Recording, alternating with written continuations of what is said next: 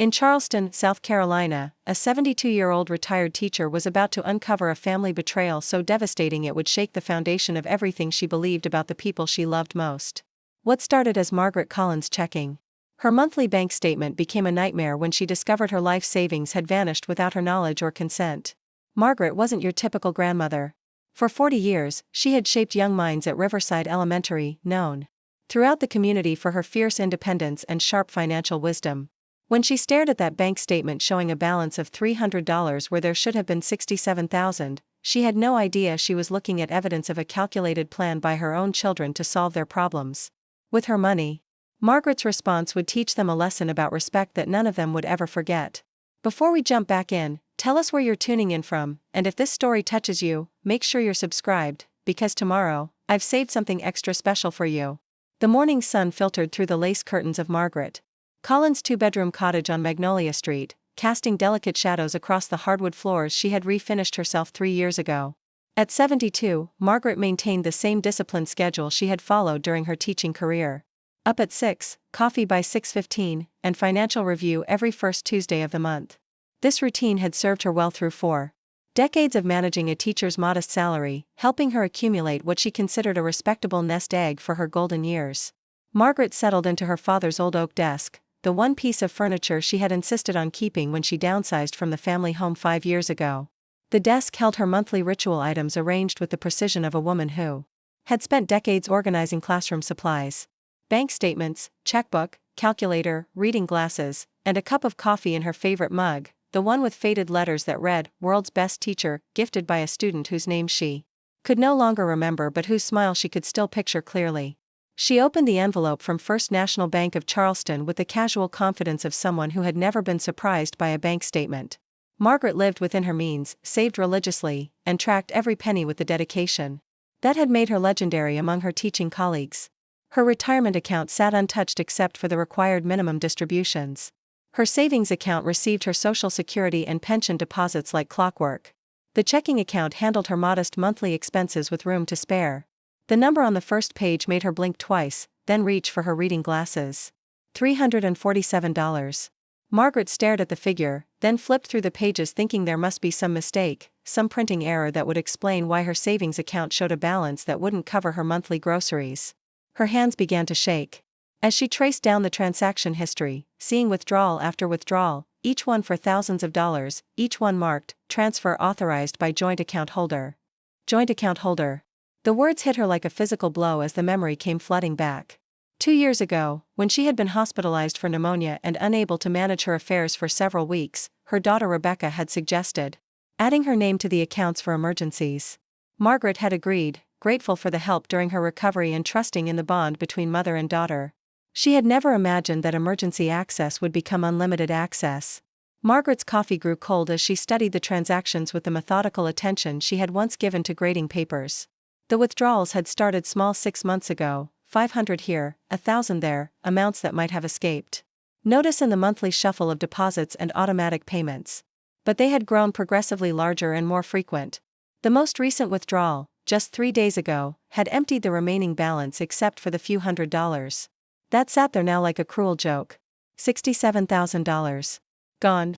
Her entire life savings, accumulated penny by penny over decades of careful living, vanished without her knowledge or consent. Margaret felt her chest tighten with a combination of rage and betrayal that made her hands clench into fists. This wasn't just theft. This was the ultimate violation of trust by the people who were supposed to protect her, not prey on her. She reached for her phone with trembling fingers and dialed Rebecca's number. The phone rang 4 times before going to voicemail, Rebecca's cheerful voice suggesting she was probably at yoga class or running errands and would call back soon. Margaret didn't leave a message. Instead, she called her son Thomas, Rebecca's younger brother who lived across town with his wife and twin daughters. Thomas answered on the second ring, his voice carrying the distracted tone of someone multitasking. "Hey Mom, what's up? I'm just getting ready for work." "Thomas, I need to ask you something very important." Margaret kept her voice steady, drawing on 40 years of classroom management experience.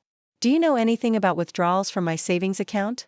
The silence that followed lasted long enough for Margaret to hear the shift in Thomas's breathing, the subtle change that told her everything she needed to know before he said a word.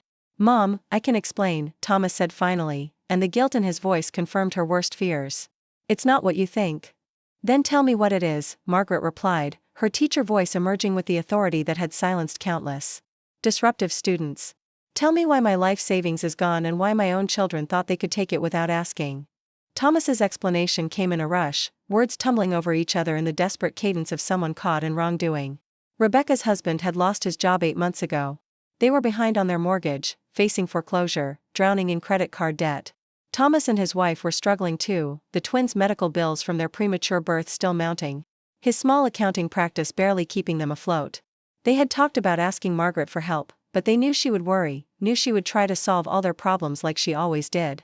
Preparing and narrating this story took us a lot of time, so if you are enjoying it, subscribe to our channel, it means a lot to us. Now back to the story. "So you decided to steal from me instead," Margaret said quietly, the words falling into the conversation like stones into still water. "It wasn't stealing, Mom. We're family. We were going to pay it back, every penny. Rebecca has some job interviews lined up, and my practice is picking up. We just needed to get through this rough patch." Margaret closed her eyes, feeling the weight of disappointment settle over her like a heavy blanket. "Thomas, taking someone's money without permission is stealing, regardless of your relationship to them. Taking $67,000 from your elderly mother without her knowledge is not borrowing. It's theft." "We knew you'd say no if we asked," Thomas said, his voice rising with frustration. "You'd lecture us about financial responsibility and living within our means, but you don't understand the pressure we're under. The world is different now, Mom. Everything costs more, and we're trying to give our kids the opportunities we had." The justification hit Margaret harder than the theft itself. Here was her son, the child she had raised to understand right from wrong, trying to rationalize betraying her trust by claiming she would have been unreasonable. The assumption that she would have refused to help her struggling children cut deep, but not as deep as the realization that they had decided her feelings and her financial security mattered less than their comfort. "You didn't give me the chance to say yes or no," Margaret said, her voice carrying the weight of decades of disappointed expectations. "You made that decision for me, and in doing so, you stole not just my money but my right to choose how to help my family." After she hung up on Thomas's continued justifications, Margaret sat in the morning silence of her cottage, staring at the bank statement that had changed everything. The numbers seemed to mock her, reminding her that her years of careful saving, her disciplined budgeting, her sacrifice of small luxuries to build security for her future had been dismissed as easily as erasing a chalkboard. Margaret had always prided herself on being realistic about money. She knew that $67,000 wasn't a fortune, but it was her fortune. It represented peace of mind, the ability to handle unexpected medical expenses, home repairs, or simply the dignity of not having to depend on others in her old age. It was the buffer between independence and vulnerability, and her children had eliminated it without a second thought. The betrayal stung more than the financial loss, though both were devastating. Margaret had raised Rebecca and Thomas to understand the value of hard work, honesty, and respect for others. She had modeled these values throughout their childhood, working extra jobs to pay for their activities, saving for their college educations, supporting their dreams even when it meant sacrifice for herself. The idea that they would repay that dedication by taking advantage of her trust felt like a rejection of everything she had tried to teach them. Margaret walked to her kitchen window and looked out at the small garden she tended with the same care she had once given to her students. The late spring flowers were blooming, bright splashes of color that usually brought her joy but today seemed to mock her with their cheerful indifference to her crisis. This was supposed to be her time, her reward for a lifetime of service and sacrifice. Instead, she was facing the possibility of financial insecurity because her own children had decided her money was theirs to take. She thought about calling the police, pressing charges, demanding justice through the legal system. The idea had merit. What Rebecca and Thomas had done was illegal, regardless of their family relationship. But Margaret knew that pursuing criminal charges would destroy her family permanently, and despite their betrayal, she still loved her children. She still wanted to find a way forward that didn't involve courtrooms and criminal records. But that didn't mean she was going to let this slide. Margaret had spent 4 decades teaching children that actions have consequences, and her own children were about to learn that lesson in a way they would never forget. As she stood in her kitchen, staring out at the garden that represented years of patient cultivation, an idea began to form. It was audacious, risky, and exactly the kind of bold move that had made her legendary in the classroom when she dealt with particularly challenging students. Margaret returned to her desk and opened her laptop, her fingers moving across the keyboard with purpose. If her children thought they could solve their problems by taking her money without consequences, they were about to discover just how wrong they were. She began researching, planning, calculating. By the time the morning sun had climbed high enough to fill her cottage with bright light, Margaret had the outline of a plan that would teach her family about respect, responsibility, and the real meaning of consequences. The plan was perfect in its poetic justice. Her children had taken her financial security without asking, dismissing her autonomy and treating her like a bank rather than a person. She was going to show them exactly what it felt like when someone else controlled something they valued, something they depended on, something they took for granted. Margaret smiled for the first time since opening that bank statement, a smile that her former students would have recognized as the expression she wore when she was about to turn a teachable moment into an unforgettable lesson. The morning had started with devastation and betrayal, but it was going to end with Margaret Collins taking control of her life in a way that would remind everyone in her family that underestimating a retired teacher was a mistake they would never make again. Margaret spent the rest of Tuesday researching with the focused intensity that had made her one of Riverside Elementary's most effective teachers. Her laptop screen glowed as she navigated through business listings, real estate websites, and financial records. The idea that had sparked in her kitchen was growing into something concrete, something that would deliver the perfect lesson to her ungrateful children. Thompson's Corner Market sat at the intersection of Oak Street and Palmetto Avenue, a beloved local institution that had served the community for over 30 years. Margaret knew the store well. It was where Rebecca stopped every morning for her expensive organic coffee and gluten-free pastries. Where Thomas picked up his craft beer and imported cheeses for weekend entertaining. Where both of her children shopped when they wanted to impress dinner guests with specialty items they couldn't find at the regular grocery chains. The store was more than just a convenience for her children. It was a status symbol, a way of demonstrating their sophisticated tastes and disposable income. Rebecca often bragged to her friends about discovering rare wines at Thompson's. Thomas had built his reputation as a gracious host around the gourmet ingredients he sourced there. For both of them, shopping at Thompson's was part of their identity, a small luxury that set them apart from their more budget-conscious neighbors. Margaret had always found their attachment to the expensive little market somewhat amusing. She remembered when they were children, how they had complained about her careful shopping habits, her use of coupons, her insistence on comparing prices before making purchases. Now they spent more on a single shopping trip to Thompson's than she used to spend on groceries for an entire month. The irony wasn't lost on her.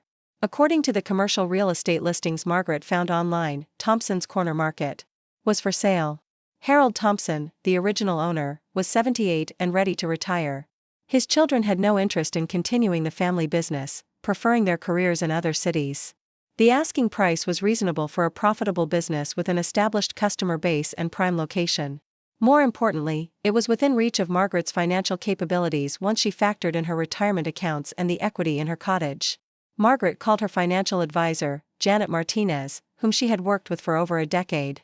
Janet was initially surprised by Margaret's inquiry about liquidating investments for a business purchase, but she quickly warmed to the idea when Margaret explained her situation without revealing the family drama behind it. "Margaret, you've always been one of my most conservative clients," Janet said during their phone consultation.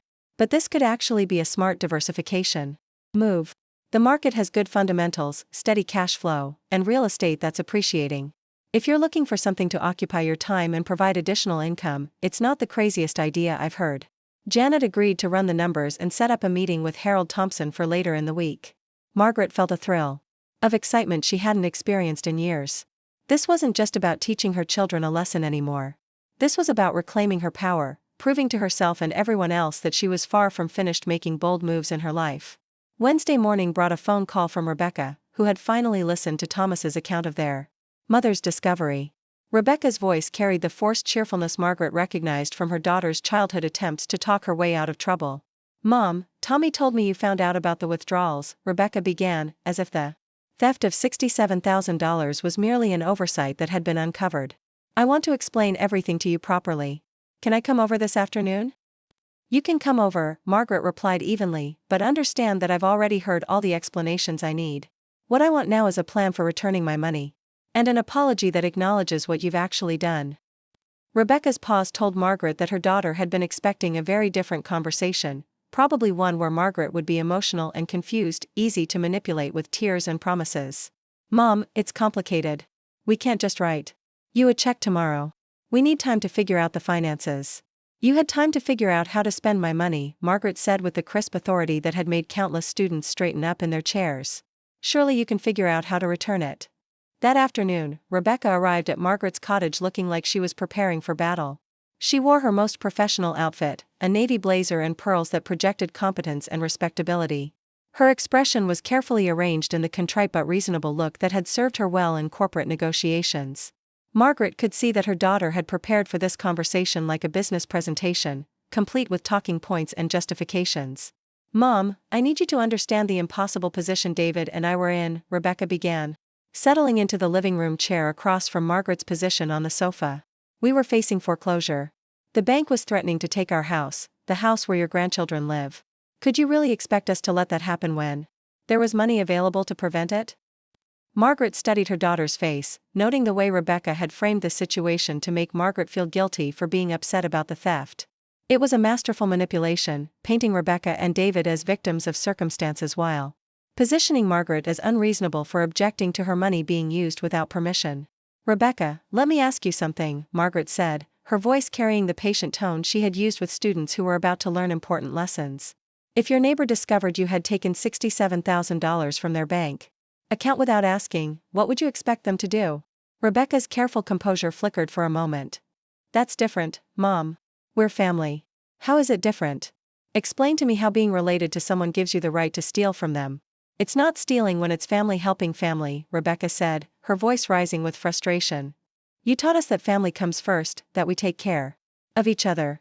Well, we needed help, and you had the means to help us."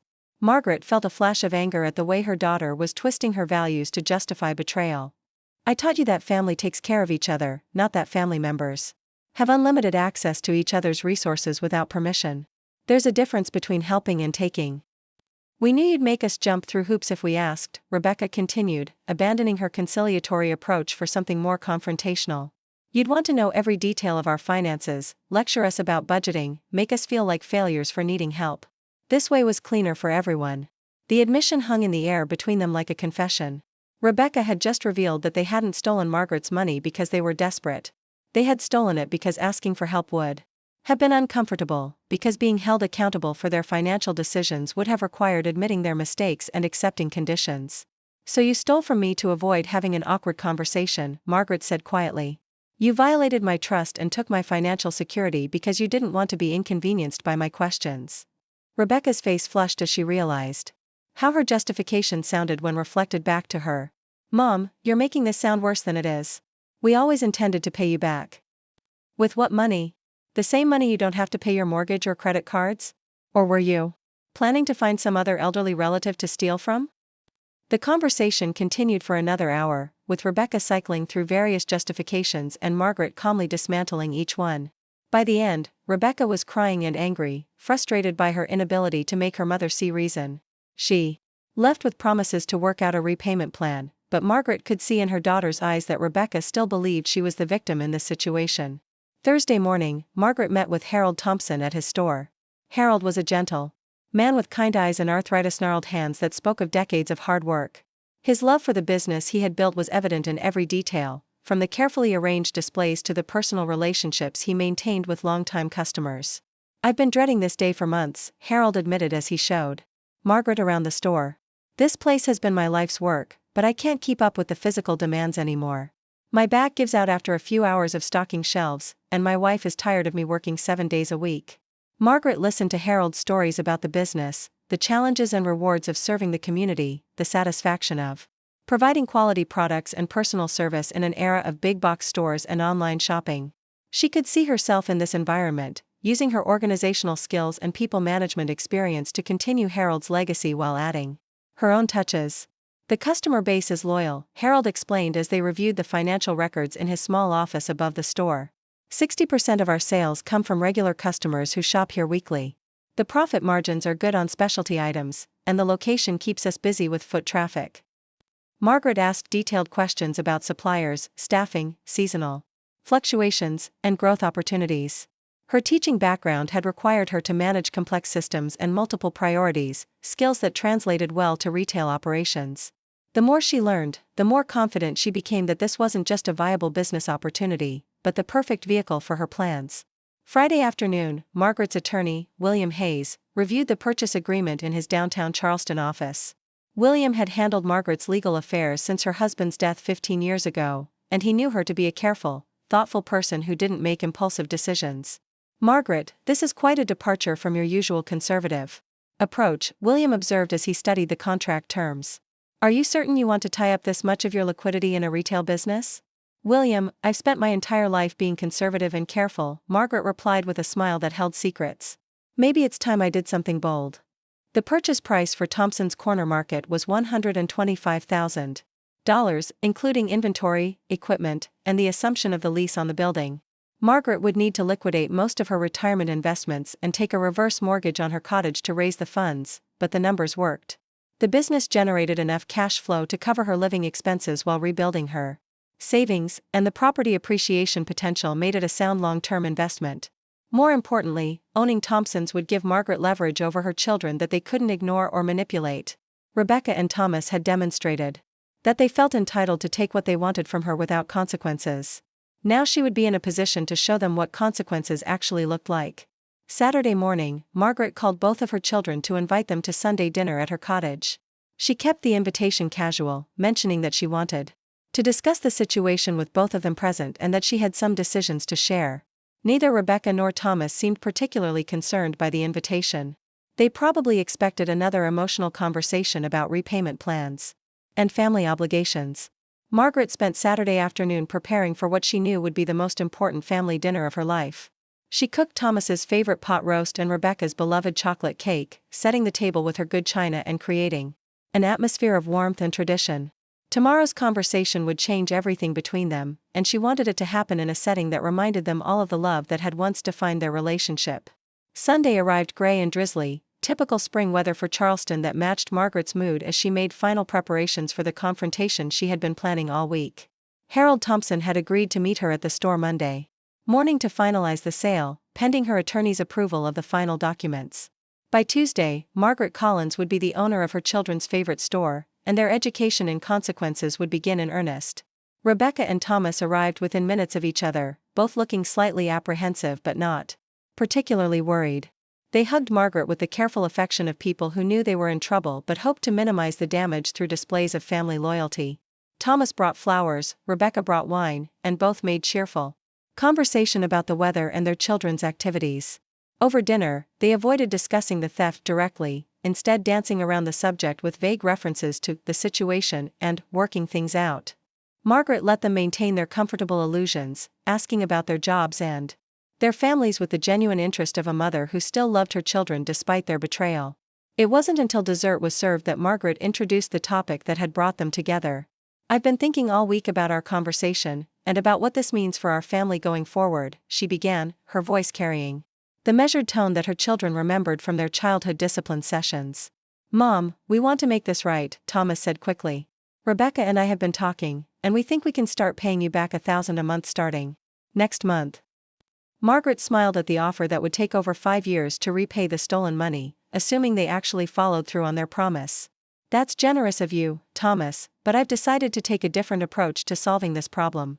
She stood up and walked to the sideboard where she had placed a manila folder containing the purchase agreement for Thompson's Corner Market.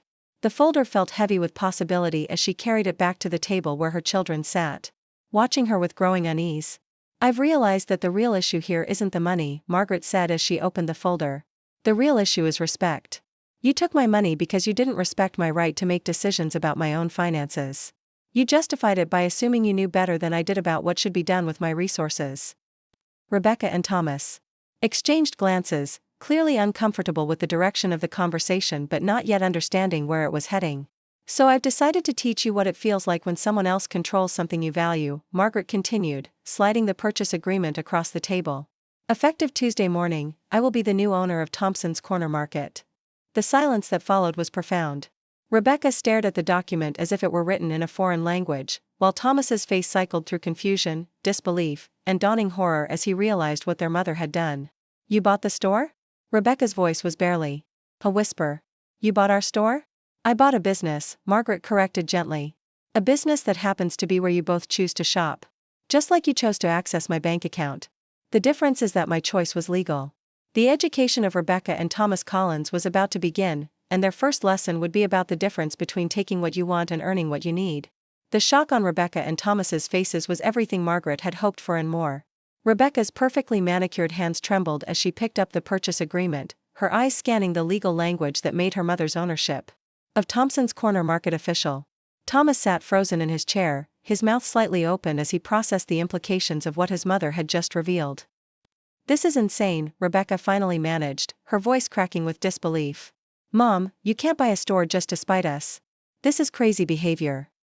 Margaret remained calm, cutting another slice of chocolate cake with deliberate precision.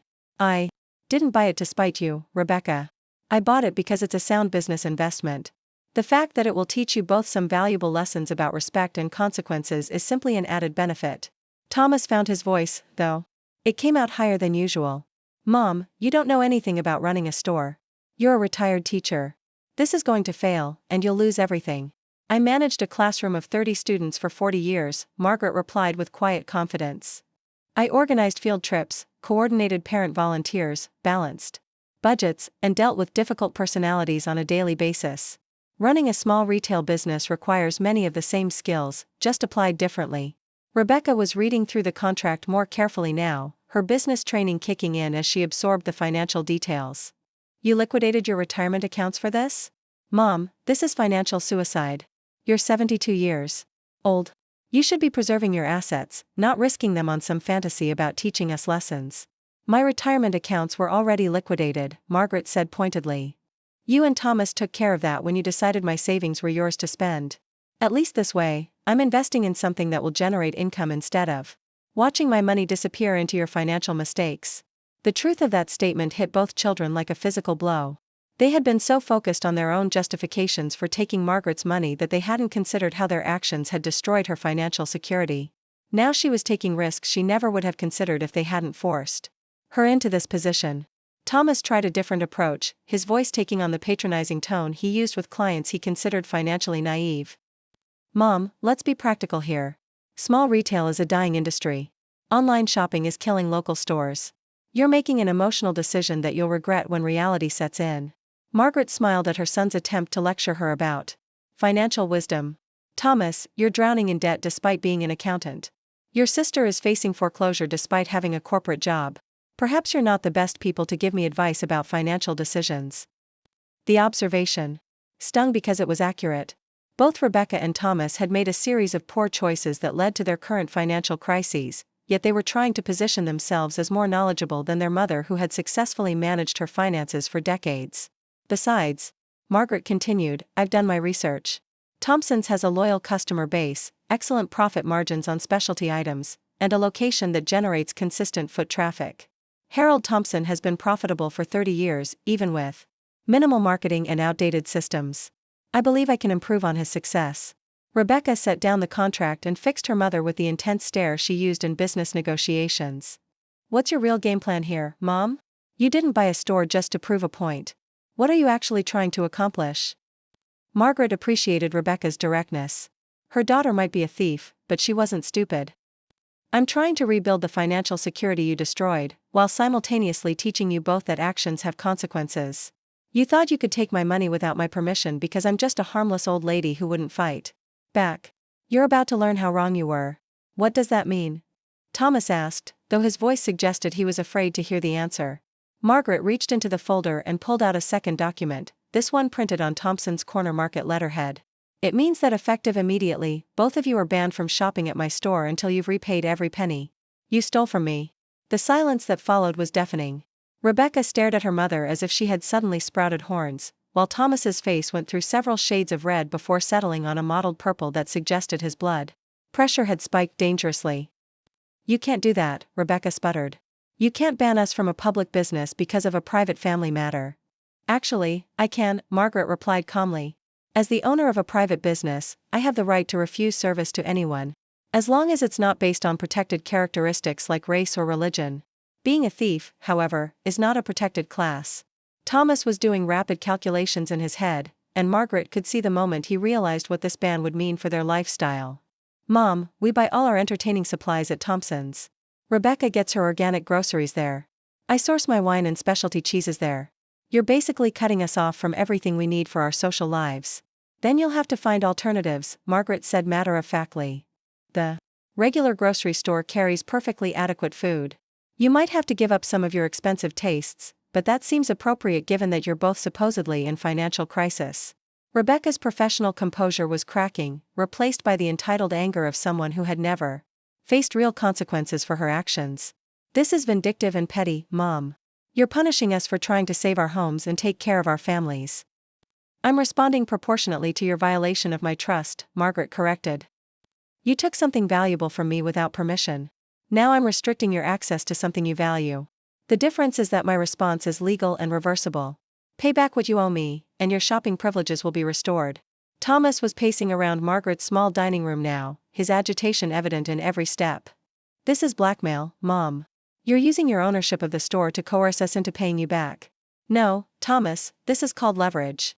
Blackmail would be if I threatened to tell your clients that you steal from elderly relatives. This is simply a business decision to protect my establishment from customers who have demonstrated they don't respect other people's property. The distinction was lost on Thomas, who was too angry to appreciate the legal nuances. You can't treat your own children like criminals. You are criminals, Margaret said quietly, and the simple truth of the statement cut through all their justifications and rationalizations. You committed theft. The fact that I'm your mother doesn't change that reality. Rebecca tried a different tactic, her voice softening with artificial vulnerability. Mom, I understand you're hurt, but this isn't going to solve anything. We're still your children. We still love you. Can't we work this out like a family? Margaret looked at her daughter with the sad recognition of someone who had finally seen through years of manipulation. Rebecca, if you loved me, you wouldn't have stolen from me. If you respected me as family, you would have asked for help instead of taking what you wanted. Your actions showed me exactly how you see our relationship, and I'm simply responding accordingly. We were desperate, Thomas said, his voice rising with frustration. We didn't have choices. You act like we planned this, like we wanted to take your money. You had choices, Margaret replied firmly. You could have cut your expenses. You could have sold your assets. You could have asked for help. You could have declared bankruptcy. You could have accepted the consequences of your financial decisions like adults. Instead, you chose to solve your problems by victimizing someone who trusted you. Margaret stood up and began clearing the dessert plates, signaling that the dinner was ending. I want you both to understand something very clearly. This isn't about the money anymore. I can rebuild my savings through the store. This is about teaching you that I am not a resource for you to exploit. I am not a problem solver for you to manipulate. I am not a safety net for you to abuse. Rebecca and Thomas sat in stunned silence as their mother moved around the dining room with calm efficiency, treating the conversation as if it were simply another unpleasant task to be completed. The Margaret they thought they knew, the accommodating mother who had always put their needs first, had been replaced by someone they didn't recognize. What happens now? Rebecca asked finally, her voice small and uncertain. Now you learn to live with the consequences of your choices, Margaret replied. You find new places to shop. You adjust your lifestyles to match your actual financial situations. You figure out how to repay the money you stole. And maybe, eventually, you learn to treat me with the respect I should have been receiving all along. Thomas made one last attempt at negotiation, his voice carrying the desperate edge of someone who finally understood he had miscalculated badly. Mom, what if we pay you back double? What if we add interest to compensate for the inconvenience? Margaret paused in her cleaning to consider the offer. The debt you owe me is $67,000, plus the emotional damage of betraying my trust. Until that debt is paid in full, my store remains off limits to both of you.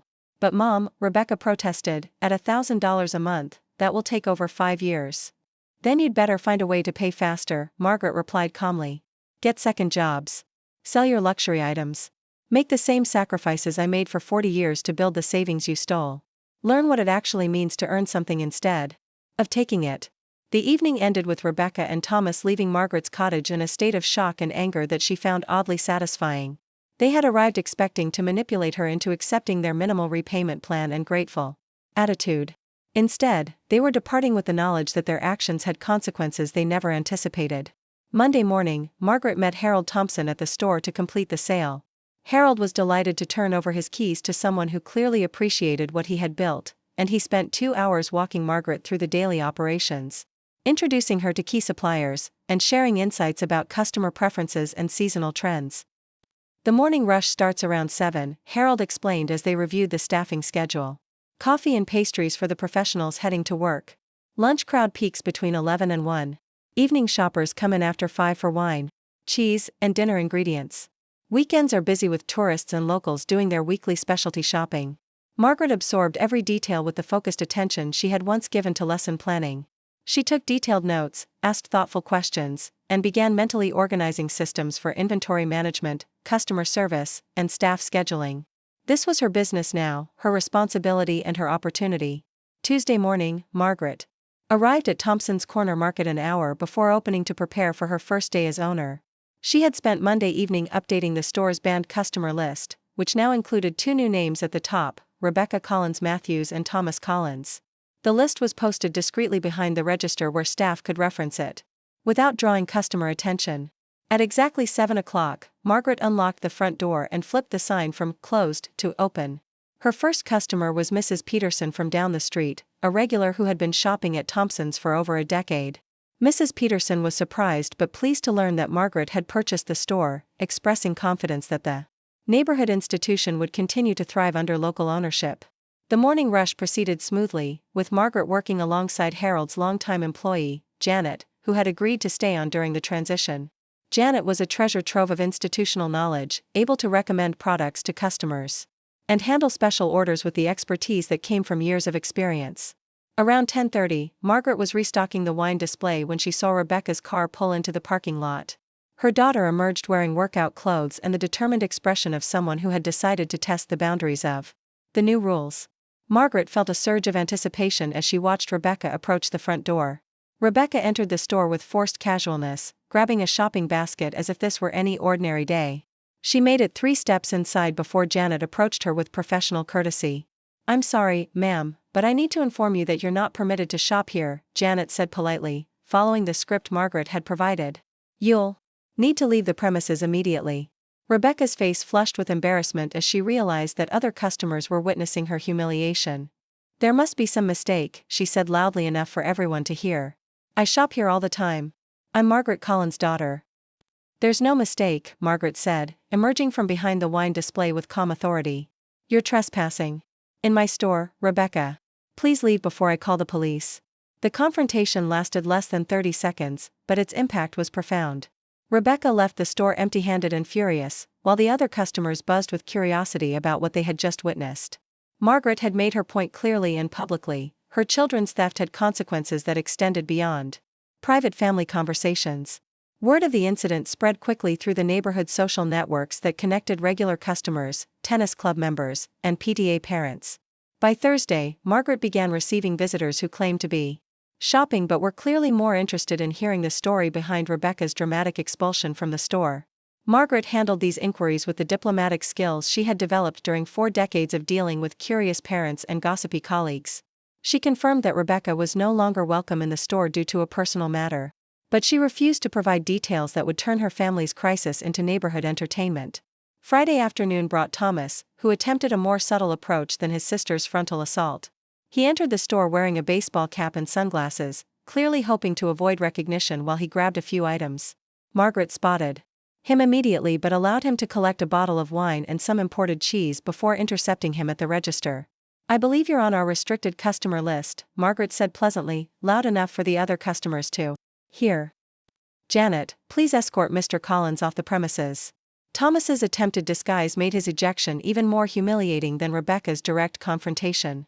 He slunk out of the store like a teenager caught shoplifting, leaving behind his attempted purchases and his dignity. That evening, Margaret received angry phone calls from both children, demanding that she stop embarrassing them publicly and threatening to sue her for discrimination. Margaret listened to their complaints with the patience of someone who had dealt with countless tantrums over the years. "You can sue if you want," she told them calmly. "But you should know that any legal proceedings will require you to explain publicly why you're banned from my store. Are you prepared for your friends and neighbors to learn that you stole $67,000 from your elderly mother?" The threat of public exposure effectively ended their legal posturing. Rebecca and Thomas might be willing to rationalize their theft within the family, but they weren't prepared to defend their actions in court or in the court of public opinion.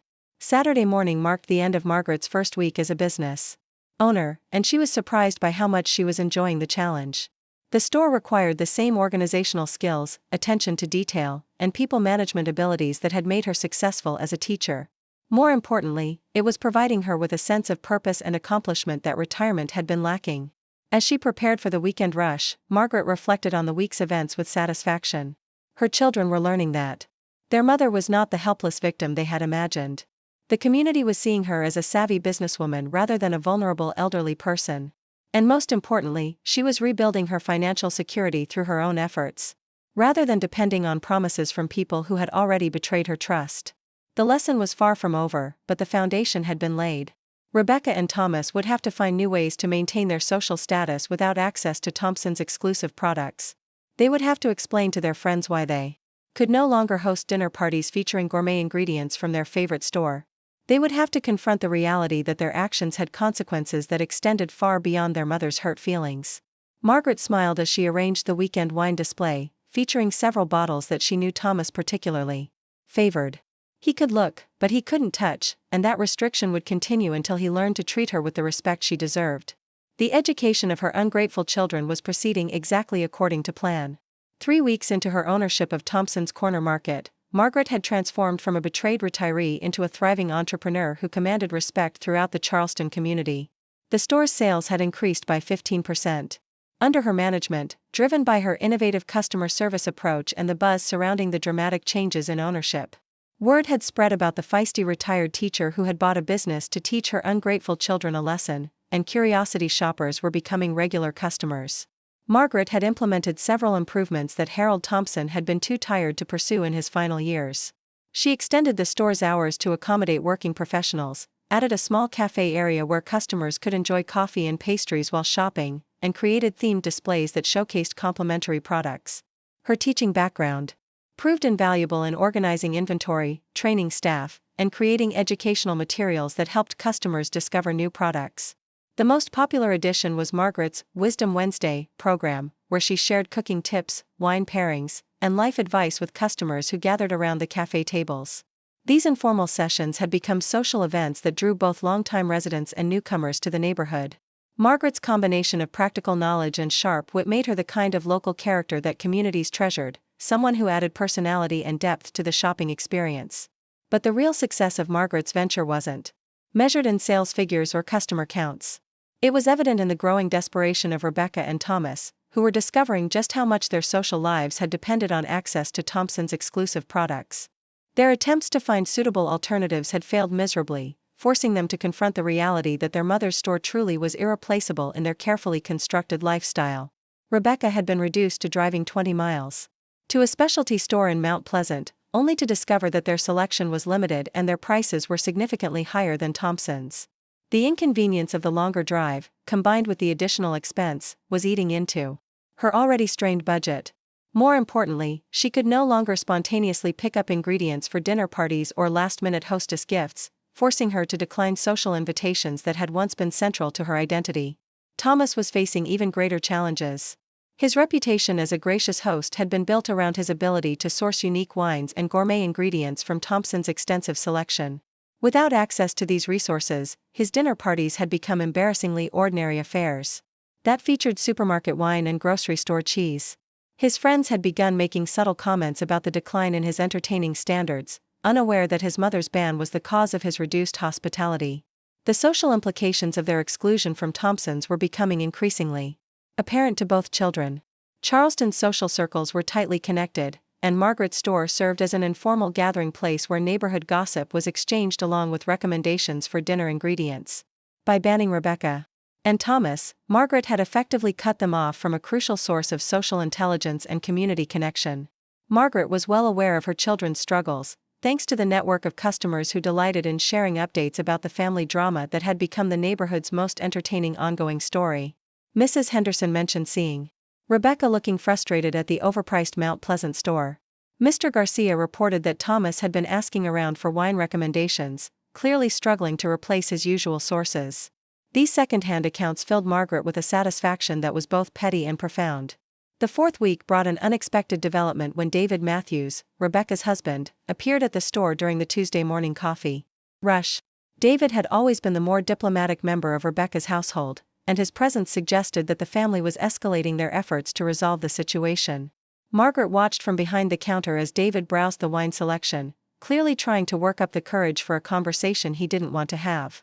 Mrs. Collins, David finally approached the register, his voice carrying the careful respect of someone who knew he was in delicate territory. I was wondering if we could talk privately for a few minutes.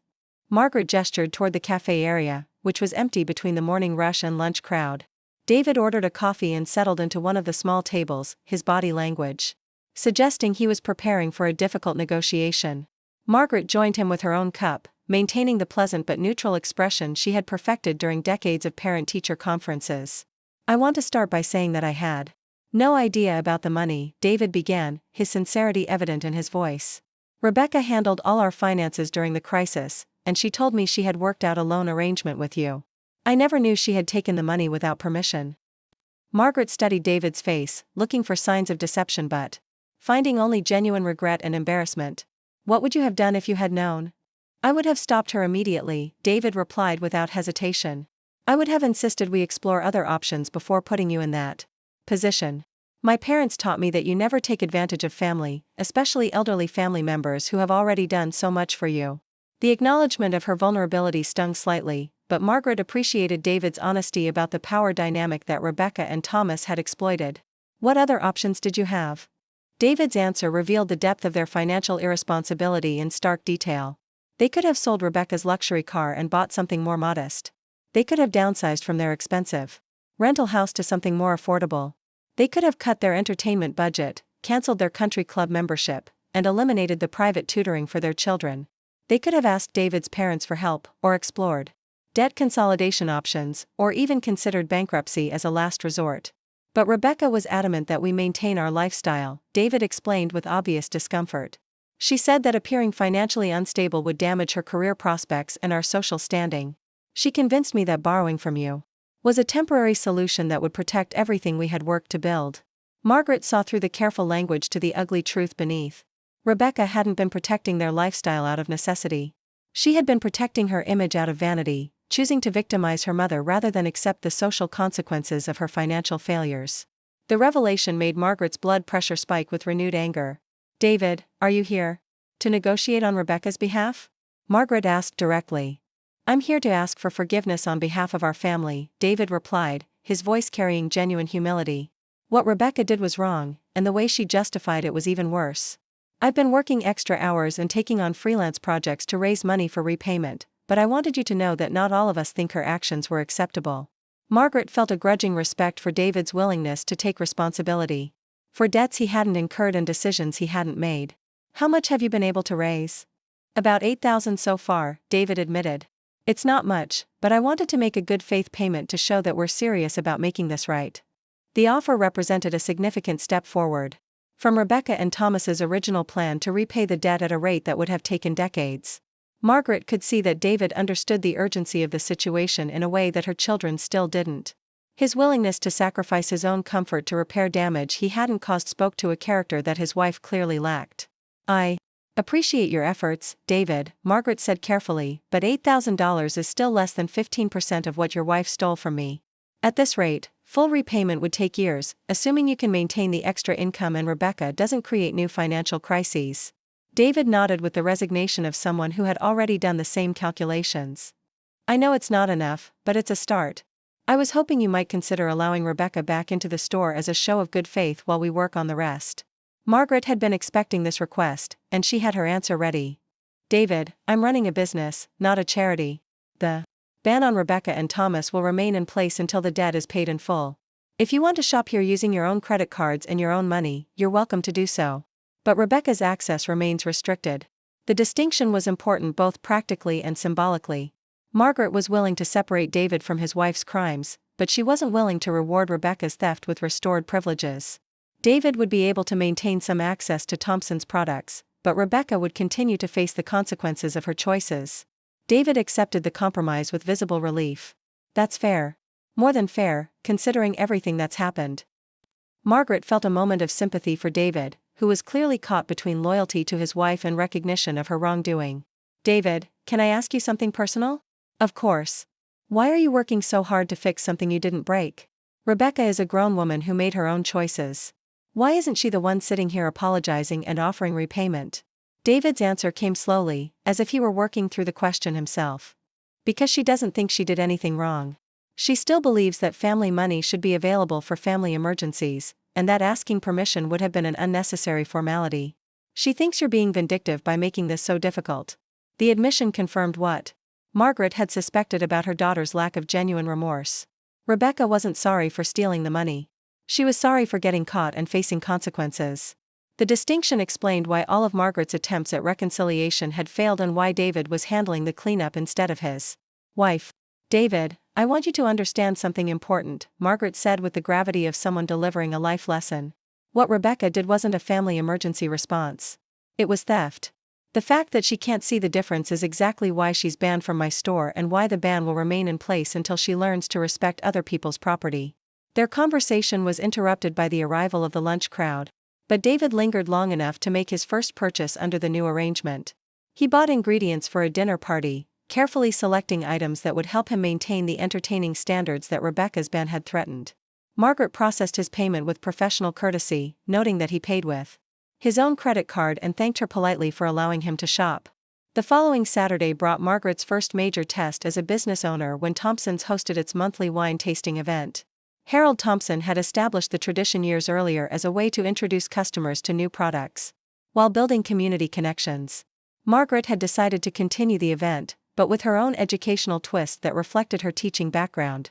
The wine tasting drew 35 customers to the store's expanded cafe area, where Margaret had arranged stations featuring different wine regions and food pairings. She had spent weeks researching the featured wines, consulting with suppliers, and preparing educational materials that would help customers understand what they were tasting and why certain combinations worked well together. Margaret's presentation skills, honed by decades of classroom teaching, elevated the wine tasting from a simple promotional event to an engaging educational experience. She explained the terroir of different wine regions, demonstrated proper tasting techniques, and shared stories about the family vineyards that produced each featured bottle. Customers left with both wine purchases and knowledge that would enhance their future enjoyment of the products. The success of the wine tasting established Margaret as more than just a store owner. She was becoming a community educator and cultural ambassador, someone who added value to people's lives beyond simply selling them products.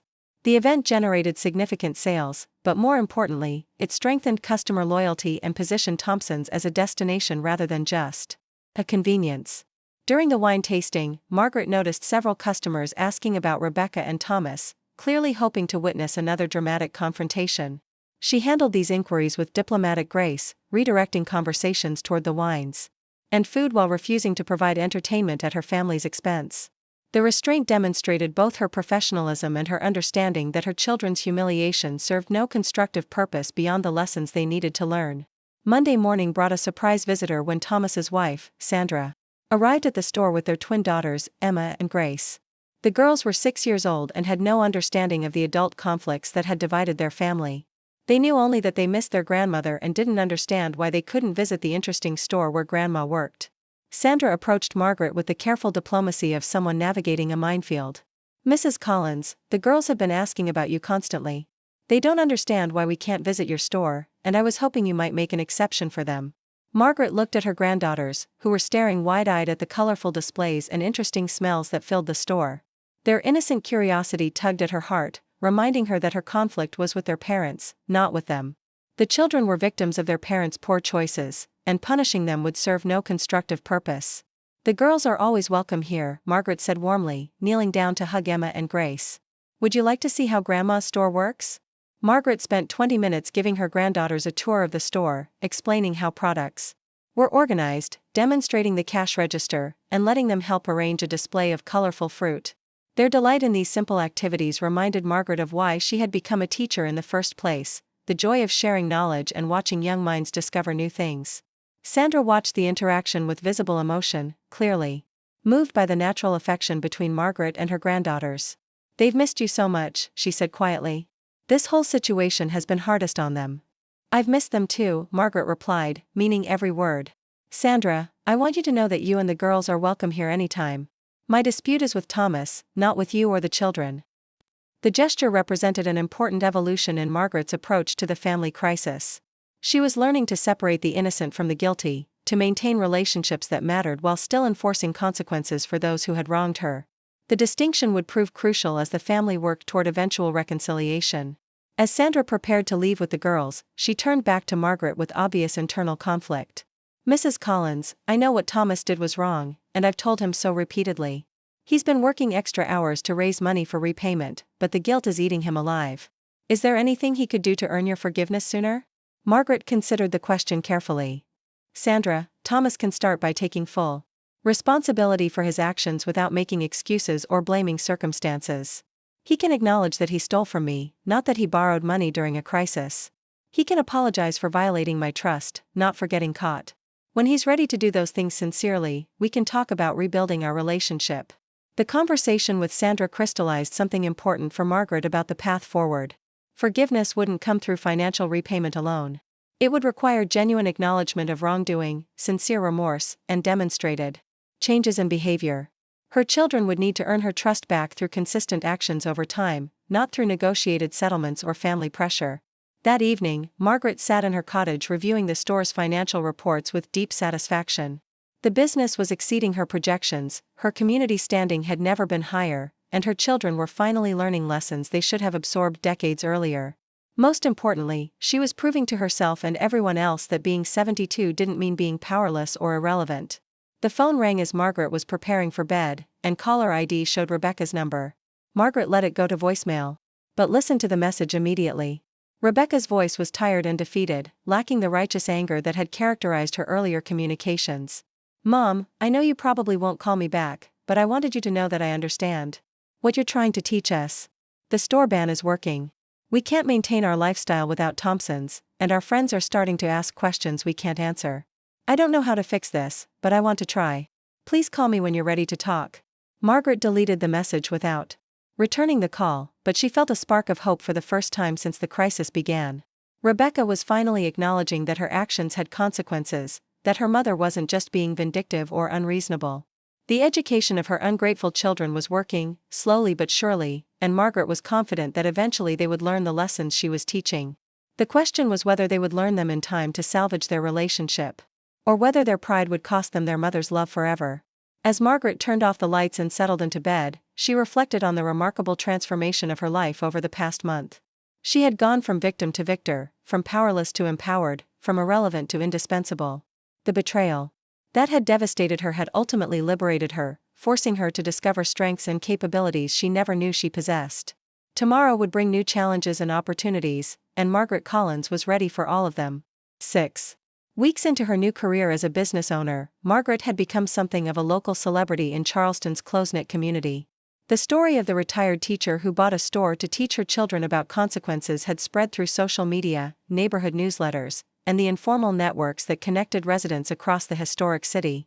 Local newspaper reporters had started calling, requesting interviews about her inspirational transformation from victim to entrepreneur. Margaret had declined most media requests, preferring to let her actions speak louder than publicity. However, she had agreed to participate in a feature story for the Charleston Business Journal about successful second-career entrepreneurs. The article, titled "Never Too Late to Start Over," had highlighted Margaret's journey from betrayed retiree to thriving business owner, inspiring readers across the region who were considering their own career transitions. The publicity had brought new customers to Thompson's Corner Market, but more importantly, it had connected Margaret with other entrepreneurs who were building businesses later in life. She had received emails from across the Southeast, sharing stories of people who had found new purpose and financial independence through unexpected opportunities. The correspondence had evolved into an informal mentorship network, with Margaret providing advice and encouragement to others who were proving that age was just a number when it came to pursuing dreams. The store itself had become a model of efficient operations and customer service excellence. Margaret had implemented systems that maximized productivity while maintaining the personal touch that distinguished Thompson's from larger competitors. She had cross-trained staff members to handle multiple responsibilities, streamlined inventory management through better supplier relationships, and created promotional programs that increased both customer frequency and average purchase amounts. Sales for the 6-week period had exceeded Margaret's most optimistic projections by 30%. The combination of improved operations, expanded hours, enhanced product selection, and Margaret's growing reputation as a local character had transformed Thompson's from a neighborhood convenience into a destination that attracted customers from across Charleston. Food bloggers had begun featuring the store's unique offerings, and tourism websites had added Thompson's to their lists of authentic local experiences. But the real measure of Margaret's success wasn't found in sales reports or customer counts. It was evident in the dramatic changes occurring within her own family, as Rebecca and Thomas slowly began to understand the full scope of what their theft had cost them. The social and practical consequences of their exclusion from Thompson's had created ripple effects that touched every aspect of their carefully constructed lives. Rebecca's career had been the first casualty of the ongoing family crisis. Her inability to maintain her previous entertainment standards had begun affecting her professional relationships, as business dinners and client events became awkward affairs featuring ordinary wine and grocery store ingredients. The subtle decline in her hosting reputation had been noticed by colleagues and clients who had previously viewed her as someone with sophisticated taste and attention to detail. More damaging was Rebecca's visible stress and distraction during important work meetings. The constant worry about her mother's anger, combined with the financial pressure of trying to repay the stolen money, had begun affecting her concentration and decision-making abilities. Her supervisor had started assigning critical projects to other team members, effectively sidelining Rebecca from advancement opportunities that could have helped solve her financial problems. Thomas was facing even more severe consequences as word of the family drama had reached his professional network through the interconnected social circles that characterized Charleston's business community. Several clients had quietly moved their accounts to other firms, concerned about trusting their financial affairs to someone who had been publicly banned from a local business for undisclosed reasons. The loss of revenue was accelerating Thomas's financial crisis rather than helping him recover from it. The irony wasn't lost on Margaret that her children's theft, which had been intended to solve their money problems, was actually making their situations worse. Their attempts to avoid the social embarrassment of financial failure had led to far greater humiliation and professional damage than honest acknowledgement of their difficulties would have caused. Wednesday morning brought an unexpected development when Margaret's attorney, William Hayes, called to schedule an urgent meeting. William's tone suggested serious business, and Margaret agreed to see him at his office that afternoon after closing the store. She spent the morning wondering what legal complications might have emerged from the family situation, hoping that Rebecca and Thomas hadn't escalated their threats to pursue litigation. William's downtown office overlooked Charleston Harbor, and Margaret had always found the view calming during previous visits for routine legal matters. Today, however, she felt apprehensive as William's secretary ushered her into the conference room where several thick folders were arranged on the polished table. "Margaret, thank you for coming on short notice," William began, his expression serious but not alarmed. "I've received some interesting information that I believe you need to know about immediately."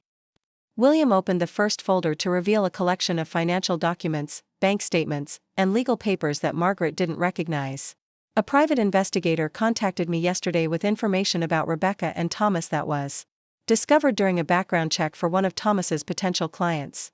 Margaret felt her stomach tighten as William explained that the investigation had uncovered evidence of additional financial improprieties beyond the theft of her savings. Thomas had been mismanaging client trust accounts, using funds designated for tax payments to cover his personal expenses. Rebecca had been inflating her expense reports at work, claiming reimbursement for personal purchases disguised as business expenses. "The amounts involved are significant," William continued, sliding additional documents across the table. "Thomas appears to have misappropriated approximately $40,000 from client accounts, while Rebecca's fraudulent expense claims total nearly $15,000 over the past 2 years. The revelation hit Margaret like a physical blow. Her children's theft from her hadn't been an isolated incident born of desperation. It was part of a pattern of financial dishonesty that had been escalating for years. They had been stealing from employers, clients, and family members with apparently no recognition of the legal and ethical boundaries they were crossing. "William, what are the potential consequences if this information becomes public?" Margaret asked, though she suspected she already knew the answer. "Criminal charges are almost certain if the affected parties pursue prosecution," William replied grimly. "Thomas could face disbarment from practicing accounting, and Rebecca would likely be terminated and blacklisted from her industry. Both could face significant jail time and financial penalties that would destroy them completely." Margaret absorbed this information with growing horror and unexpected sympathy for her children. Despite everything they had done to her, she didn't want to see them destroyed completely. The difference between teaching them a lesson and ruining their lives was significant, and she wasn't prepared to cross that line regardless of how angry she remained about their betrayal. "Who else knows about this information?" Margaret asked. Currently, just the private investigator, his client, and us, William replied. The investigator is required to report his findings to his client, but the client hasn't decided whether to pursue formal complaints. That decision will probably depend on how they choose to handle the Thomas situation going forward. William explained that Thomas's potential client had discovered the irregularities during routine due diligence before signing a substantial contract. The client was now concerned about associating with someone who had demonstrated questionable financial ethics, but they were willing to consider alternatives to public prosecution if appropriate restitution could be arranged. Margaret, this gives you significant leverage over Rebecca and Thomas, William observed. If you were to approach them with knowledge of these additional crimes, you might be able to negotiate more favorable terms for repaying your money. Margaret considered the suggestion but felt uncomfortable with the idea of using her children's legal vulnerability to extract concessions. William, I don't want to blackmail my own children, regardless of what they've done to me. But I do think they need to understand the full scope of the trouble they're in. What do you want me to do with this information? William asked. Margaret thought carefully before responding. Schedule a meeting with Rebecca and Thomas for this Friday evening. Tell them it's about resolving the family financial situation, but don't mention the additional discoveries. I want to give them one final opportunity to be honest with me about everything before this situation spirals completely out of control. Thursday evening, Margaret closed Thompson's early and spent the time preparing for what she knew would be the most important conversation of her life. She had decided to offer her children a final chance at redemption, but only if they were willing to be completely honest about the full extent of their financial crimes. The meeting would determine whether her family could be salvaged or whether her children's dishonesty would destroy them all. Friday arrived gray and humid, typical summer weather for Charleston that matched Margaret's mood as she prepared for the evening confrontation. She had spent the morning at the store handling routine business, but her mind was focused on the conversation that would determine her family's future. The knowledge of Rebecca and Thomas's additional crimes weighed heavily on her conscience, creating a burden of responsibility she had never wanted to carry. At 5 o'clock, Margaret locked up Thompson's and drove to William's office, where Rebecca and Thomas were already waiting in the conference room. Both looked apprehensive and somewhat confused about why their mother's attorney had requested their presence for what they had been told was a family financial discussion. Thank you both for coming, Margaret said as she settled into her chair, across from her children. We need to have a conversation about honesty, consequences, and the future of our family. Rebecca and Thomas exchanged glances, clearly uncertain about what direction the meeting would take. They had probably prepared for another negotiation session about repayment terms, not realizing that their mother now held information that could destroy their lives completely. Margaret decided to start with a direct question that would test their willingness to be truthful. I want both of you to tell me, right now, whether there are any other financial improprieties I need to know about beyond the theft of my savings. The silence that followed was telling. Rebecca's face flushed slightly, while Thomas began fidgeting with his pen in a nervous gesture Margaret remembered from his childhood. Neither answered immediately, which was answer enough for their mother. Let me rephrase the question, Margaret continued with growing authority. Are there any other people or organizations that you've stolen money from? Any other trust accounts you've mismanaged? Any other expense reports you've falsified? Thomas's pen clattered to the table as he realized that somehow, his mother had learned about the client account irregularities. Rebecca's face had gone completely white as she understood that their pattern of financial dishonesty had been discovered. Mom, how did you? Thomas began, then stopped as he realized that confirming his crimes would only make things worse. How I found out isn't important, Margaret replied firmly. What's important is that I'm giving you one final opportunity to be completely honest with me about everything you've done. This is your last chance to tell me the truth before other people make decisions about your futures. Rebecca broke first, her carefully maintained composure crumbling as she realized the scope of the trap they had fallen into.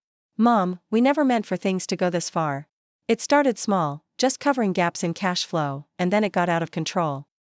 Thomas nodded miserably, his professional facade disappearing as he faced the reality of his situation. We were trying to maintain appearances while we got back on our feet financially. We thought we could fix everything before anyone noticed. Margaret listened to their confessions with a mixture of disappointment and sadness that cut deeper than her original anger about the theft. Her children weren't just thieves, they were systematic criminals who had been stealing from multiple victims over extended periods. The realization that she had raised people capable of such sustained dishonesty was almost unbearable. Do you understand that you're both facing potential criminal charges? Margaret asked quietly.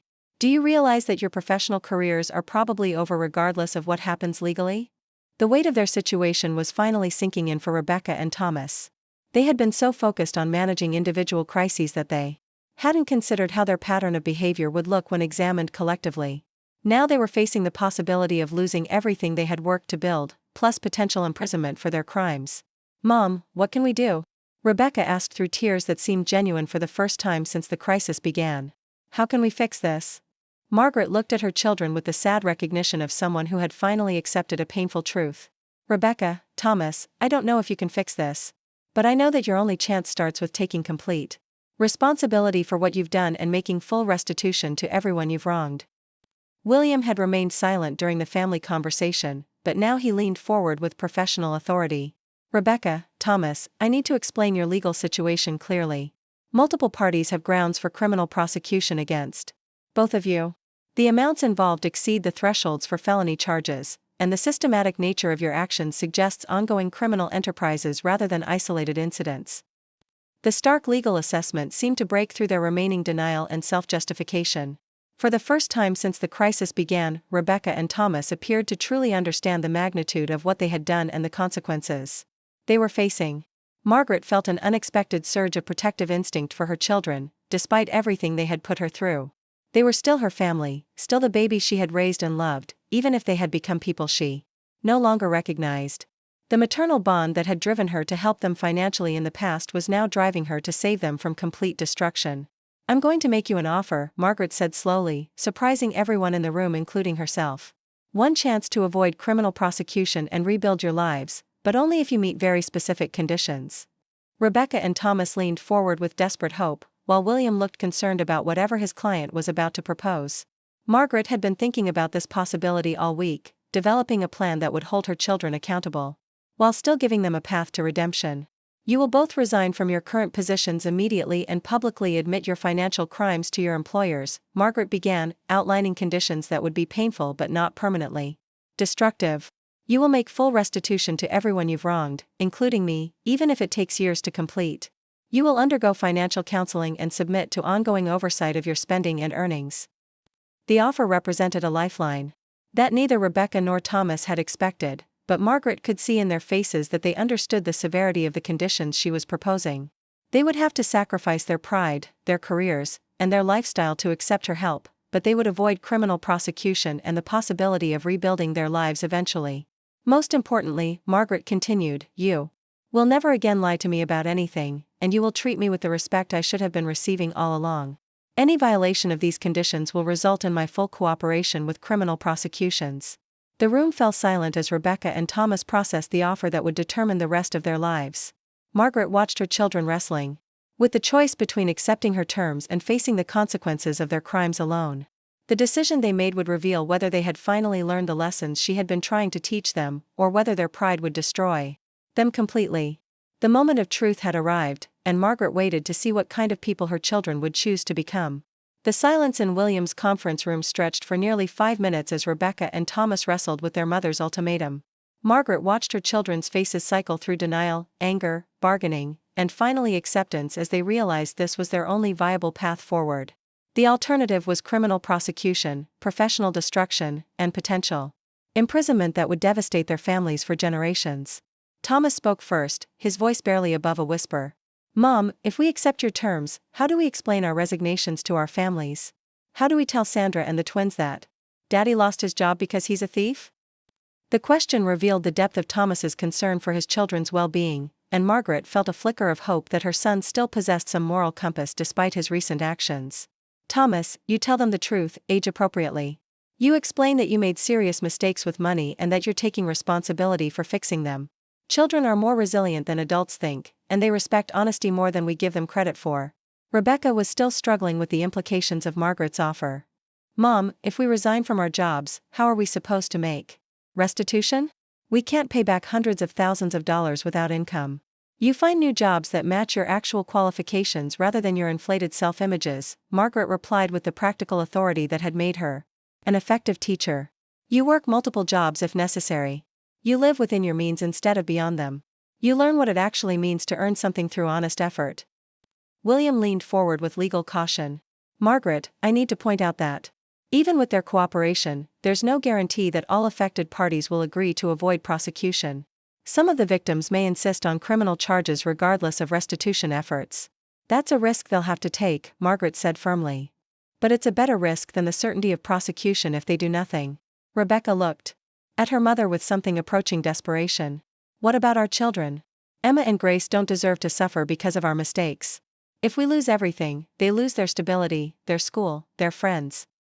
Margaret had been anticipating this argument, knowing that her children would eventually try to use their parental responsibilities to elicit sympathy and concessions. Rebecca, your children were already suffering because of your choices. The stress in your household, the financial instability, the constant worry about maintaining appearances, all of that was affecting them long before this crisis came to light. Children need honest parents more than they need wealthy parents, Margaret continued with the wisdom of someone who had spent decades observing family dynamics. They need role models who take responsibility for their mistakes rather than examples of how to lie and steal when life gets difficult. Thomas was doing mental calculations, trying to figure out how they could possibly meet Margaret's conditions while maintaining any semblance of their current lifestyle. Mom, the numbers don't work. Even if we both find new jobs immediately, the combined debt we owe is more than we could pay back in years of full-time work. Then you'd better find very good jobs and be prepared to work very hard for a very long time, Margaret replied without sympathy. You created this debt through your choices. Now you get to live with the consequences of paying it back through your efforts. Margaret stood up and walked to the conference room window, looking out at Charleston Harbor while her children absorbed the reality of their situation. She had spent weeks preparing for this moment, anticipating their arguments and planning her responses. But actually delivering the ultimatum was more emotionally draining than she had expected. I want to be clear about something, Margaret said without turning around. This offer isn't motivated by forgiveness or family sentiment. I'm making it because I believe in redemption through accountability. If you choose to accept these terms, you'll be earning your way back into my life and your children's respect. She turned to face Rebecca and Thomas directly. But if you choose to reject this offer and take your chances with the legal system, I will cooperate fully with any prosecutions. I will testify about your theft from me, and I will provide any evidence requested by investigators. You will face the full consequences of your actions without any protection from me. The stark choice eliminated any middle ground or room for negotiation. Rebecca and Thomas could accept complete accountability and the possibility of redemption, or they could face certain destruction. There were no other options available. Rebecca was the first to break, her carefully maintained facade finally crumbling completely. I accept, she said through tears that seemed to come from a place of genuine remorse rather than self-pity. I'll resign on Monday and tell my supervisor everything. I'll do whatever it takes to make this right. Thomas took longer to respond, his analytical mind still searching for alternatives that didn't exist. Finally, he nodded with the resignation of someone who had run out of options. I accept too. I'll contact my clients this weekend and arrange for transfer of their accounts to other firms before I submit my resignation. William looked relieved that his client's family crisis might avoid complete legal disaster, but he remained cautious about the practical challenges ahead. Margaret, I'll need to contact the affected parties and begin negotiating restitution agreements. This process could take months to resolve completely.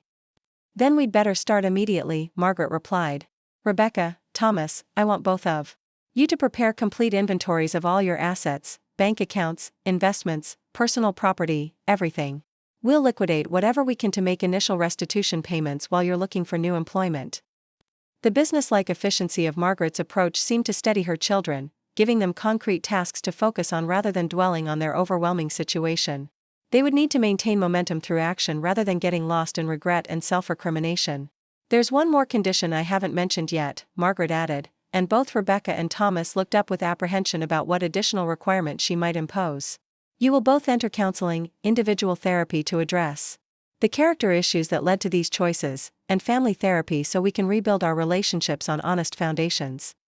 The counseling requirement was non-negotiable from Margaret's perspective. Her children's crimes weren't just financial mistakes, they were symptoms of deeper problems with honesty, entitlement, and personal responsibility. Without addressing these underlying issues, any redemption would be temporary and superficial. Rebecca and Thomas agreed to the counseling condition without argument, perhaps recognizing that they needed professional help to understand how their values had become so distorted. The meeting concluded with William scheduling follow-up sessions to begin the restitution process and Margaret providing her children with contact information for recommended therapists. As they prepared to leave the conference room, Margaret addressed one final issue that had been weighing on her mind. I want both of you to understand that accepting these terms doesn't guarantee that our relationships will return to what they were before. Trust has to be rebuilt through consistent actions over time. You'll have to prove that you've changed, not just promise that you'll change. The drive back to her cottage gave Margaret time to process the emotional intensity of the confrontation and the enormous responsibility she had just accepted.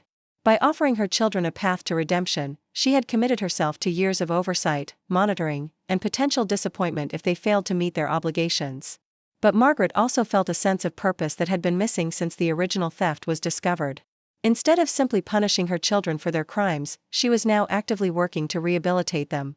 The role felt familiar from her teaching career, where she had often been the last advocate for students whom other adults had given up on. Saturday morning brought the first test of Rebecca and Thomas's commitment to their mother's terms. Both arrived at Thompson's Corner Market before opening time, prepared to begin the humbling process of public accountability. Margaret had agreed to allow them into the store for this specific purpose, though the general ban would remain in place until full restitution was completed. Rebecca went first, speaking to the assembled staff and early customers about her resignation from her corporate position due to financial misconduct. Her admission was painful to watch but seemed genuine, lacking the self-serving justifications that had characterized her earlier explanations. Several customers who knew Rebecca personally looked shocked by her confession, but their responses were more sympathetic than condemning. Thomas's admission was even more difficult, as his professional reputation in Charleston's business community had been built over many years of seemingly successful practice. He acknowledged mismanaging client funds and announced his immediate resignation from the accounting profession. The admission would effectively end his career in financial services, forcing him to rebuild his professional life from scratch. Margaret watched these public confessions with mixed emotions. She felt proud of her children for finally taking responsibility for their actions, but also sad about the destruction of the lives they had built through dishonest means. The process was necessary but painful for everyone involved. The public acknowledgement of their crimes had an immediate impact on Rebecca and Thomas's social standing in Charleston's interconnected community. Word spread quickly through social media, professional networks, and neighborhood gossip chains. Both children found themselves facing the social consequences they had tried to avoid through their original theft. But an unexpected thing happened as news of their confessions circulated. Instead of complete ostracism, Rebecca and Thomas began receiving messages of support from friends and colleagues who respected their decision to take responsibility rather than deny wrongdoing. The Charleston community, it turned out, valued honesty and accountability more than it valued financial success built on deception. Margaret's role in the redemption process became a source of community admiration as well. The story of the retired teacher who had offered her criminal children a chance at rehabilitation rather than pursuing maximum punishment resonated with many residents who had faced their own family crises. Margaret found herself becoming an informal counselor to other parents dealing with adult children's poor choices. The practical aspects of restitution began immediately. Rebecca and Thomas liquidated their savings accounts, sold luxury items, and canceled expensive memberships and subscriptions. Their lifestyles underwent dramatic downsizing as they adjusted to living within their actual means rather than their aspirational spending levels. Rebecca found work as a customer service representative for a local insurance company, earning less than half her previous salary but grateful for employment despite her damaged reputation. Thomas took a position as a bookkeeper for a small nonprofit organization, work that utilized his skills while allowing oversight of his financial responsibilities. Both children submitted to weekly financial monitoring by Margaret and William, providing detailed reports of their income, expenses, and restitution payments. The oversight was humbling but necessary to rebuild trust and ensure compliance with their agreements. 3 months into the rehabilitation process, Margaret received a call that would test everyone's commitment to the redemption plan. One of Thomas's former clients had discovered additional irregularities in his account management and was threatening to pursue criminal charges despite the restitution efforts already underway.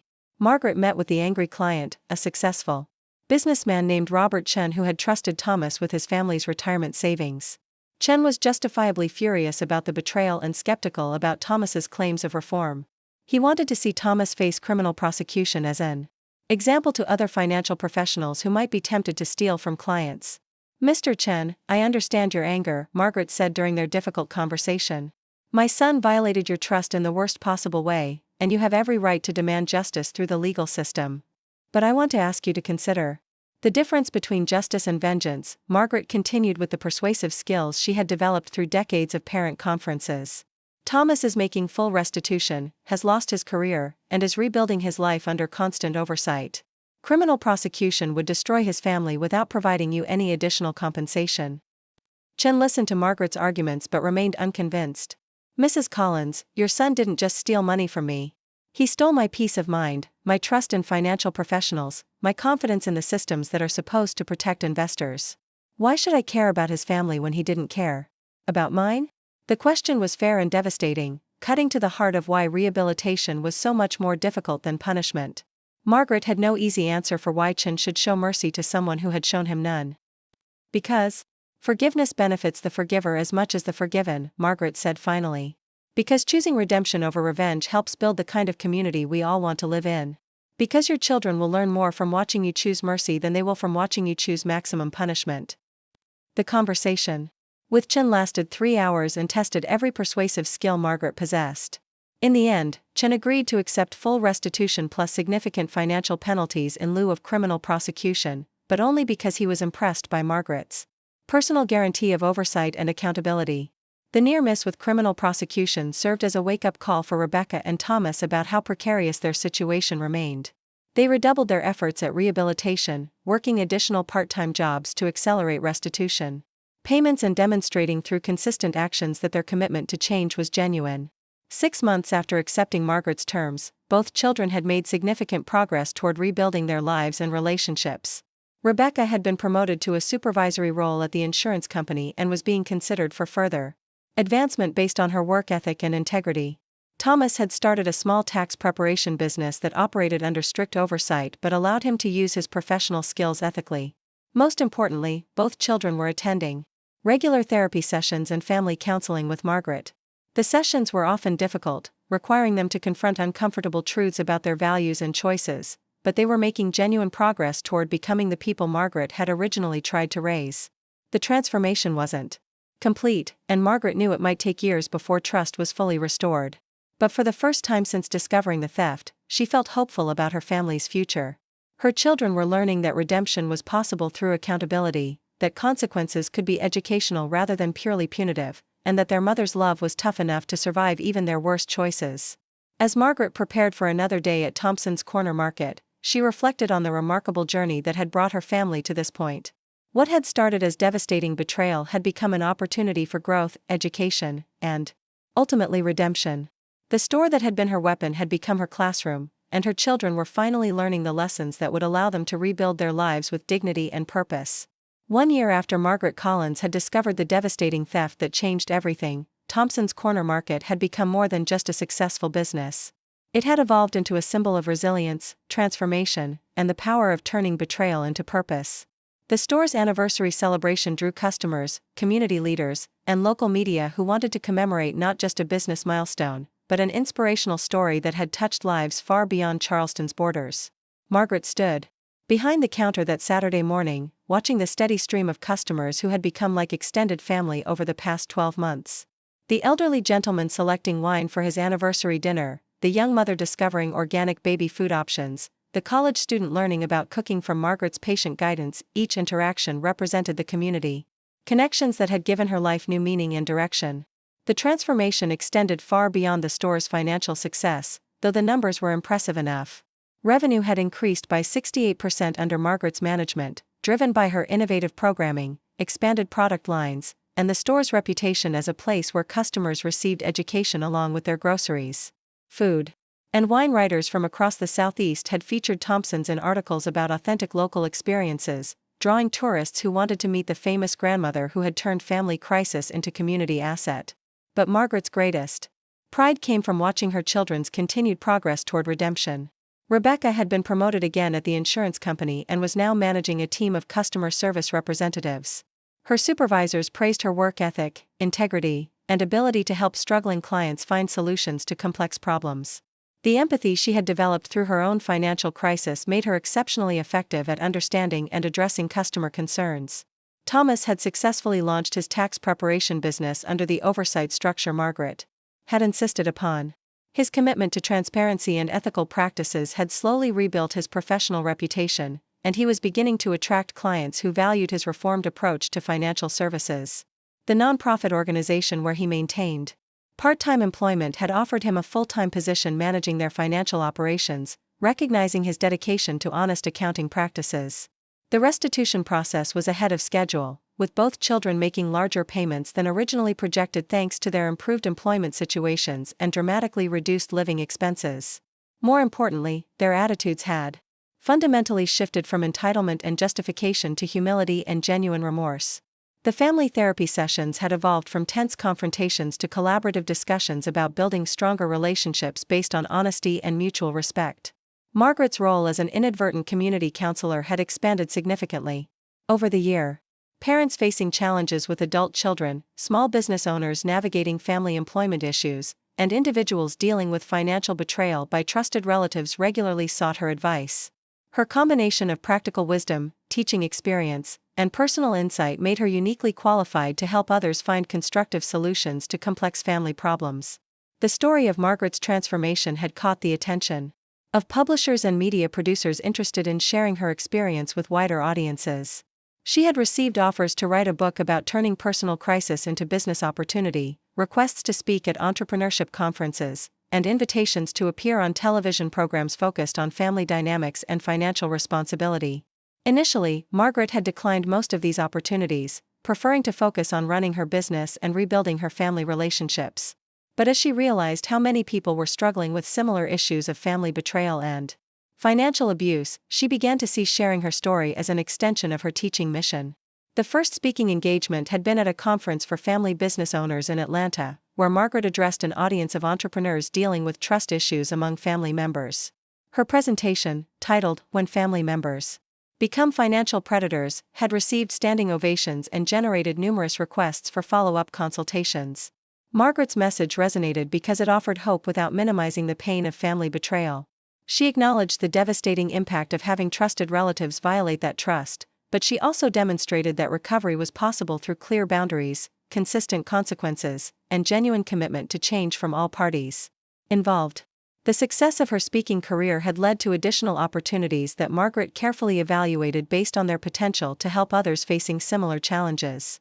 She had agreed to serve on the advisory board of a nonprofit organization focused on financial abuse of elderly individuals, lending her experience to help develop resources for victims and their families.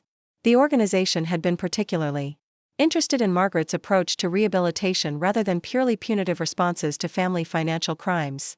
Her model of offering redemption through accountability had influenced their recommendations for families dealing with similar betrayals, providing alternatives to the traditional choice between pressing criminal charges or simply accepting the abuse. Margaret had also begun writing a monthly column for the Charleston Business Journal about lessons learned from her unexpected entrepreneurship journey.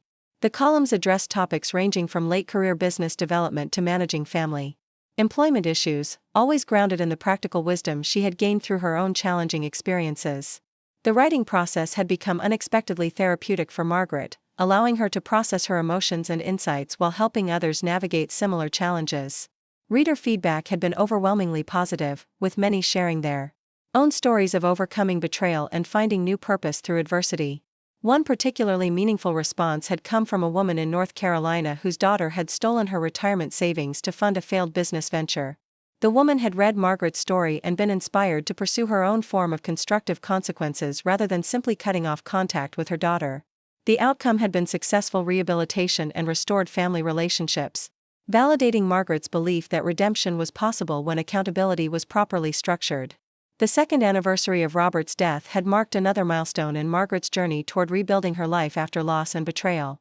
She had spent the day at his graveside, sharing updates about their children's progress and the unexpected directions her life had taken since his passing.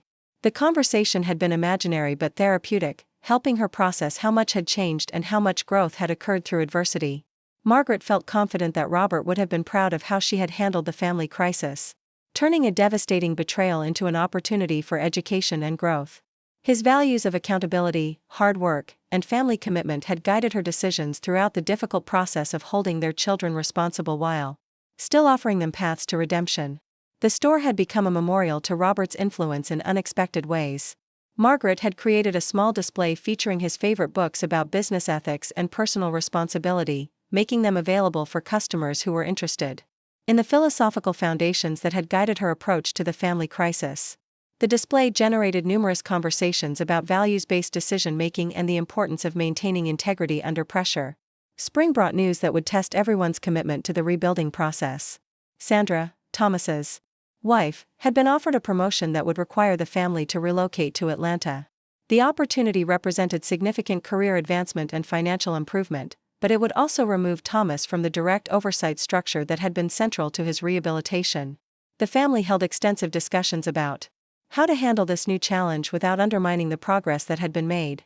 Thomas wanted to accept the promotion because it would accelerate their ability to complete restitution payments, but he was also concerned about maintaining the accountability structures that had helped him rebuild his character and professional reputation. Margaret approached the situation with the wisdom she had gained through managing countless student transitions during her teaching career. Change was inevitable and often beneficial, but it needed to be managed carefully to preserve important relationships and support systems. The solution they developed demonstrated how much the family dynamics had improved over the past year. Thomas would accept the promotion and relocate to Atlanta, but he would continue weekly video conferences with Margaret and William to maintain financial oversight. He would also establish similar accountability relationships with professionals in Atlanta, ensuring that his rehabilitation continued under appropriate supervision. Most importantly, Thomas would bring the family back to Charleston monthly for in-person meetings and therapy sessions, maintaining the personal connections that had been central to rebuilding trust and communication. The arrangement would be more complex than the current structure, but it represented a natural evolution toward greater independence within continued accountability. Rebecca's reaction to her brother's potential relocation revealed how much her own perspective had changed over the year. Instead of seeing Thomas's promotion as unfair advancement while she continued to rebuild her career locally, she expressed genuine happiness for his success and confidence that he would maintain his commitment to ethical behavior regardless of location. The shift from sibling competition to mutual support marked another important milestone in the family's healing process. Rebecca and Thomas had learned to see each other's success as validation of their mother's rehabilitation approach rather than threats to their own progress. Margaret's approval of the Atlanta relocation surprised some community members who had expected her to resist any changes that might reduce her control over her children's lives. But Margaret had learned the difference between appropriate oversight and excessive control, understanding that healthy relationships required space for growth and independence within clear boundaries. The farewell gathering for Thomas's family became a celebration of how much everyone had changed and grown over the challenging year. Sandra expressed gratitude for Margaret's willingness to offer redemption rather than simply pursuing punishment, acknowledging that the rehabilitation process had strengthened their marriage by addressing underlying issues about honesty and financial responsibility. Emma and Grace, now 7 years old, had thrived under the new family dynamics that prioritized honesty and accountability over maintaining false appearances. They understood in age-appropriate terms that their father had made mistakes with money and was working hard to fix them, a lesson that would serve them well as they developed their own values about integrity and responsibility. The children's resilience and adaptability had been one of the most encouraging aspects of the entire rehabilitation process. Instead of being damaged by their parents' honesty about past mistakes, they had become more confident and secure knowing that their family dealt with problems directly rather than hiding them behind false facades. Margaret's own grandchildren had become regular fixtures at Thompson's Corner Market, helping with simple tasks during weekend visits and learning valuable lessons about work ethic, customer service, and business operations. Their presence in the store delighted customers and provided Margaret with opportunities to pass along the values and wisdom that would hopefully prevent future generations from repeating their parents' mistakes. The experience of rebuilding her family while building a successful business had given Margaret a profound sense of accomplishment that extended far beyond financial measures. She had proven to herself and others that 73 was not too old to start over, that betrayal did not have to define relationships permanently, and that accountability could coexist with forgiveness in ways that strengthened rather than destroyed family bonds. The lessons learned through Thompson's Corner Market had applications that extended far beyond Margaret's personal situation. Her model of using business leverage to enforce family accountability had inspired other entrepreneurs dealing with trust issues among relatives and business partners. The key insight was that consequences needed to be meaningful and sustained to be effective, but they also needed to offer genuine paths to redemption for relationships to survive and thrive. As Margaret prepared for another busy day at the store that had become the foundation of her new life, she reflected on the remarkable journey that had brought her to this point of contentment and purpose. The theft that had devastated her 18 months earlier had ultimately liberated her from a passive role in her own family, forcing her to discover strengths and capabilities she never knew she possessed. The woman who had once been defined primarily as Robert's widow and Rebecca and Thomas's helpful mother had evolved into Margaret, the successful entrepreneur, community leader, and family matriarch who commanded respect through her actions rather than simply her relationships. The transformation had been painful but ultimately rewarding, proving that personal growth and positive change were possible at any age when circumstances demanded courage and determination. Thompson's Corner Market opened that Monday morning with Margaret behind the counter, ready to serve customers who had become friends, offer guidance to visitors seeking wisdom, and continue building the legacy of accountability and redemption that had emerged from the ashes of family betrayal. The store represented more than just a business success story. It was a testament to the power of turning pain into purpose and trauma into triumph. Up next, you've got 2 more standout stories right on your screen. If this one hit the mark, you won't want to pass these up. Just click and check them out. And don't forget to subscribe and turn on the notification bell, so you don't miss any upload from us.